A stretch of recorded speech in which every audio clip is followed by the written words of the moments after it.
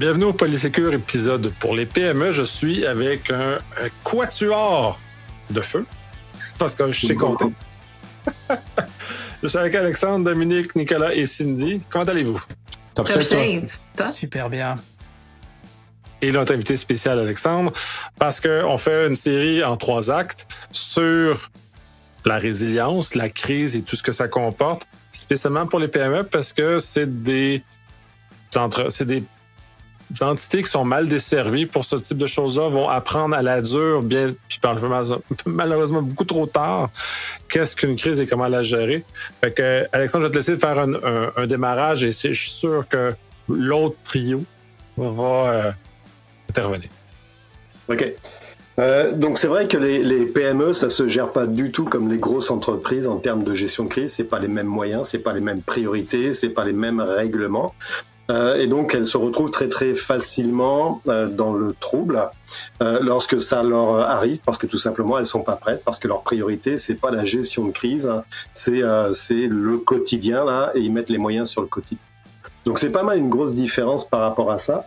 Sur l'histoire des plans de gestion de crise qui sont normés, qui sont avec des normes genre ISO, etc. Là, c'est peut-être applicable pour les grosses organisations, mais pour la partie des PME, c'est carrément pas applicable. C'est à des années-lumière en fait de leur besoin réel. Hein. Donc, ce qui fait que ça permet de jouer là-dedans pour que ce soit beaucoup plus opérationnel. Et d'ailleurs, c'est franchement plus intéressant de travailler avec une PME qu'avec une immense entreprise internationale qui a plein de pognon et qui fait ça pour répondre en fait à de l'opérationnalité. On a beaucoup plus de retours d'efficacité sur des PME quand toutefois elles sont décidées de le faire.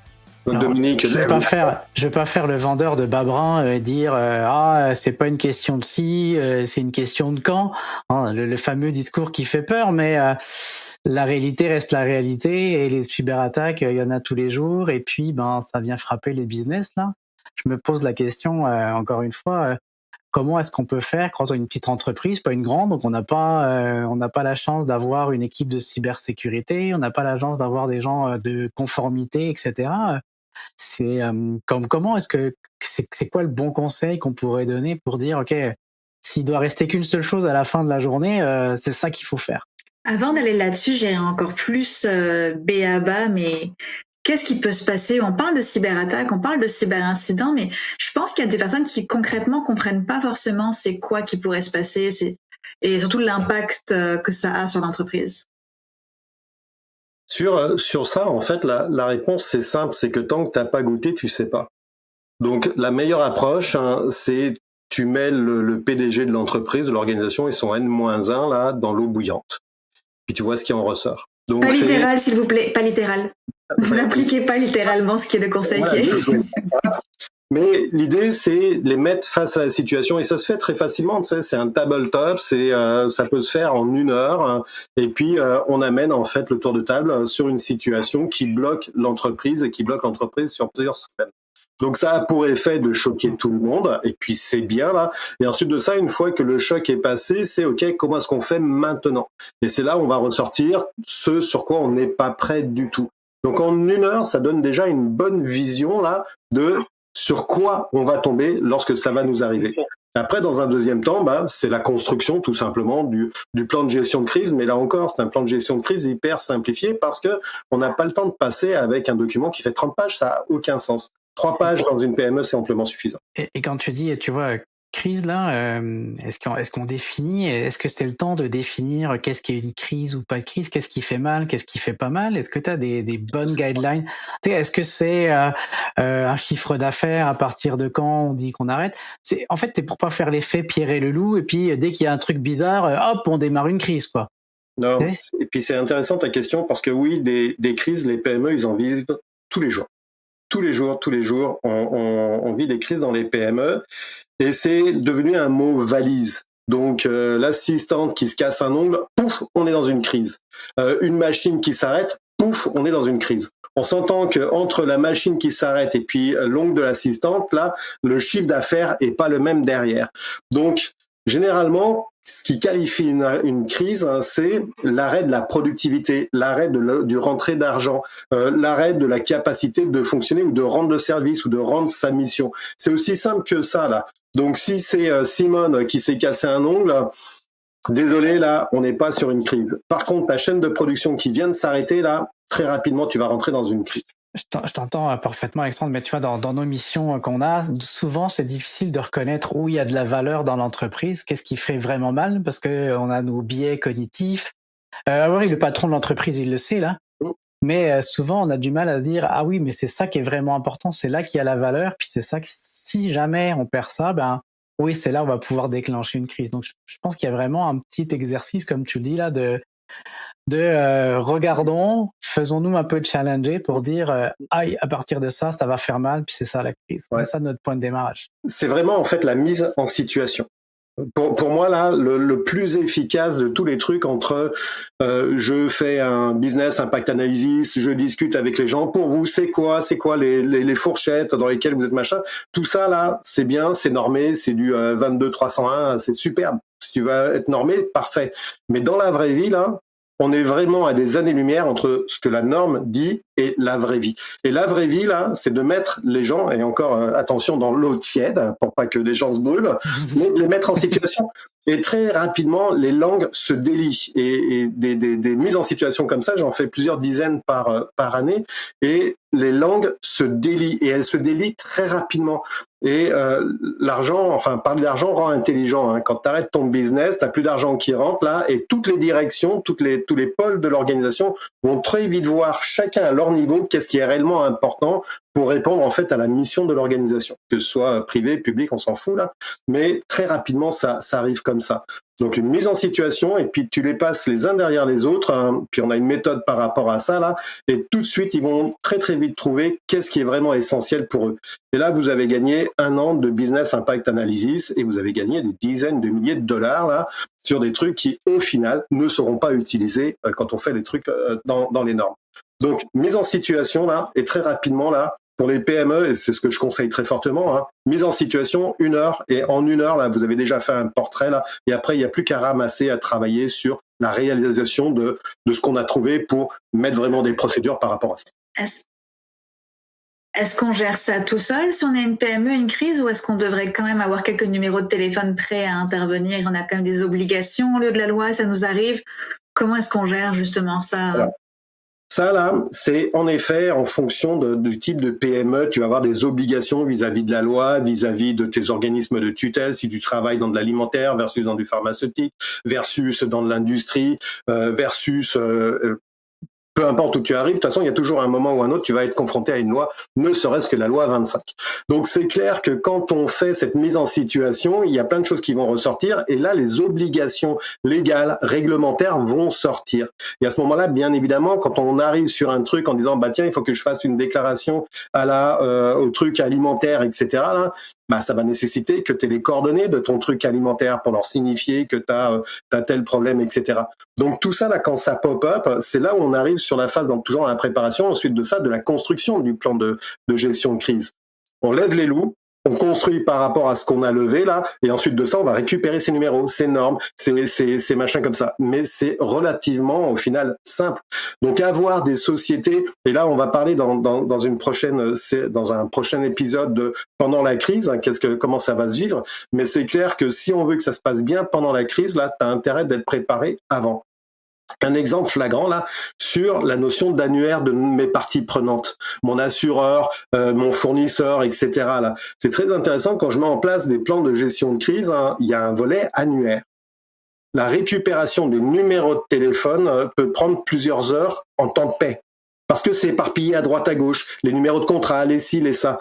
Donc imaginez si l'informatique est indisponible. Hein, pour récupérer les numéros, faut aller sur l'annuaire, machin, faut grenouiller. Donc si en temps de paix, ça te prend plusieurs heures pour le faire, imagine en temps de crise. Donc ça, c'est des choses aussi qu'il faut faire popper. Et là aussi, mise en situation. Quand on me dit, ah bah tiens, il faut que j'informe mon Drug and Food, là, comment est-ce que je fais par rapport à ça? Trouve-moi le numéro, si tu n'as plus d'informatique, comment est-ce qu'il faudrait faire? C'est là où on commence à voir, ah ben je sais pas trop, il faudrait que j'aille là, mais par rapport à ça, j'ai un numéro de fournisseur, machin, etc. Là, et tout ça, on le perd.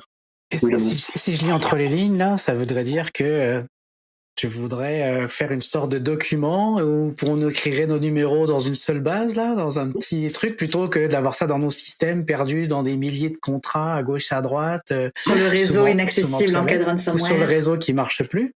C'est la fameuse 3-2-1-1-0, tu sais, 3 copies sur 2 supports différents, une externalisée, on teste la sauvegarde, là c'est le 1, et puis zéro erreur quand on fait les jeux de sauvegarde. Pour les papiers, les numéros, c'est exactement la même chose. C'est les numéros importants, les partenaires importants, là, je veux dire, tout ce qui est important pour la gestion de crise, tu devrais avoir systématiquement une copie qui est externalisée de tes systèmes, clé USB chiffrée ou peu importe, on s'en fout là, et puis avoir une traçabilité papier. Nous, ce qu'on réalise, hein, c'est généralement des cartes réflexes, c'est-à-dire que tes 2 premières heures de ta crise sont sur un document 8,5-11. À partir de ça, là, tu es en capacité de gérer ta crise sur tes 2 premières heures. 8,5-11. Je veux dire, c'est pas compliqué. D'accord. Donc c'est très simple à faire par rapport à ça. Après, va se poser la problématique de la confidentialité, parce qu'un papier, on s'entend qu'en termes de chiffrage pour un papier, c'est un peu plus compliqué. Mais là, après, il y a une responsabilité à avoir. L'usage de clés USB, ce genre de choses-là, peut être très pertinent aussi. Mais le risque zéro arrivera pas, là, je veux dire. Non, le risque zéro n'arrivera pas. Et puis de toute façon, sincèrement, les numéros de téléphone de tes parties prenantes, elles sont un petit peu partout éparpillées. Ton numéro de contrat ou de client, je veux dire, c'est pas non plus dramatique. Puis tu pourras le changer. Je veux dire, pas grave si tu te fais piquer ton papier, là, c'est un peu gênant, mais tu vas pouvoir te gérer. En gros, c'est que... Mais est-ce que tu vois, je pense que ça c'est un bon conseil à donner, d'avoir même papier dans un cartable posé sur le bureau à quelque part pour avoir au moins ces numéros. Mais ça me fait penser au plan d'évacuation où ce que j'allais dire, test incendie. On a ça, c'est déjà écrit. On a le plan d'évacuation est déjà écrit. En tout cas, on sait où le trouver. Puis même, c'est ce que font les pompiers. Ils vont l'arracher. Puis ils vont pouvoir être capables de le voir. Donc, ça me fait penser à ça. Et je pense que c'est une bonne idée, un bon conseil à donner de dire, faisons une carte réflexe au minimum pour se préparer une fois qu'on a identifié. Mais les gens ont fait ça avec leur master key one password, right? Ils l'ont imprimé, ils l'ont genre plastifié, puis ils l'ont mis dans un coffre-fort. Fait que techniquement, c'est rien de nouveau, right? Non, c'est rien de nouveau. C'est rien de nouveau, right? Ok, good. Parfait. On est sur la même page. Parfait. C'est ça. Il y a rien de nouveau dans ça. C'est le papier. Mais il y a une mode, 0 papier, machin, etc. Donc, on se passe du papier, tout ça. Bon, ok, youpi. Mais n'empêche que le papier, là, ça dure longtemps. Vous savez, je travaille beaucoup sur des impacts blackout, attaque IEM, ce genre de trucs-là. Autant dire que l'électronique, derrière ça, là, il n'y a plus d'électronique. Ça s'arrête là. Donc, ton papier, ta clé USB, ta clé USB, ton système, etc., là, c'est foutu. Tu le récupéreras pas parce que de toute façon, ça a fondu. Donc, la seule chose qui va te rester, c'est du papier. Bon, maintenant, dans le cas d'un blackout qui prend la province, là, avec ton bout de papier, tu vas te sentir un peu seul. Mais en tout cas, tu seras en avance par rapport aux autres. Un petit peu. Et j'ai encore une question pour toi, Alex. Là, quand on parle de ça, là, on fait notre premier exercice, on a vu nos essentiels, on a un peu imaginé qu'est-ce qui pourrait arriver un peu de grave. Là, on a nos listes de parties prenantes. Est-ce qu'il faut faire une revue de cette petite fiche réflexe, là, comme tu dis? Est-ce que c'est quelque chose qu'on fait une fois à la création de l'entreprise, puis that's it, ou est-ce qu'on se doit de faire un peu de maintenance? J'ai la réponse, mais je te titille là-dessus. La réponse est évidente. Bien sûr qu'il faut le faire. Après, c'est à quel rythme on fait l'actualisation de ça. D'accord? Le standard, c'est 1 fois par année. D'accord? Une révision par rapport à ça. D'accord? Moi, ce que j'ai tendance à dire, 2 fois par année, c'est mieux là. Ça va permettre de garder un certain momentum. On peut y aller 1 fois par mois. Ça aussi, ça peut être intéressant et c'est ce qu'on a développé sur le fait d'avoir des outils qui permettent de faire des exercices en 15 minutes sur un thème particulier que tu choisis. Et tu te génères toi-même une situation de crise et tu vas actualiser. Et tu vas décider, tiens, tel jour, c'est une attaque de mulot et puis je vais simuler une attaque de mulot et puis je vais répondre à ça par rapport à ça. Et à l'issue de ça, en 15 minutes, tu as actualisé ton plan.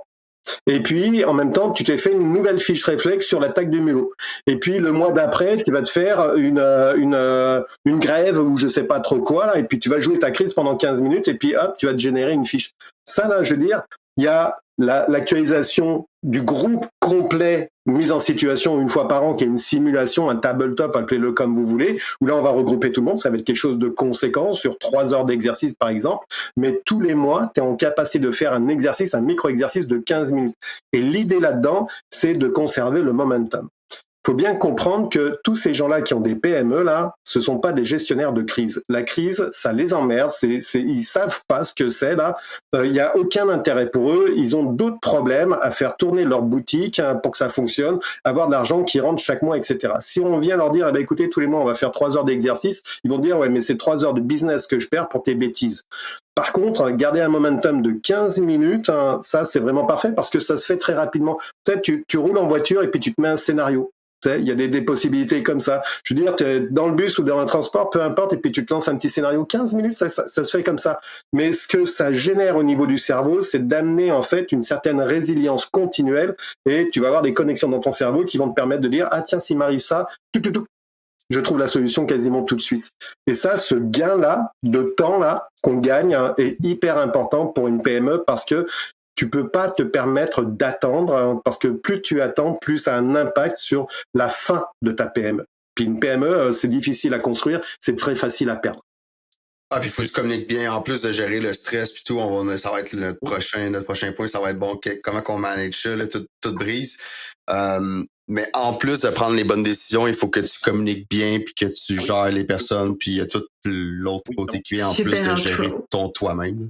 Ouais, ça on n'a pas parlé de la communication en tant que telle, mais ça aussi ça fait partie des points sur les premières heures, savoir bien communiquer pour occuper le terrain dès les premières heures, parce que sinon si t'occupes pas le terrain, tu vas te faire laminer par les autres qui vont. Exactement.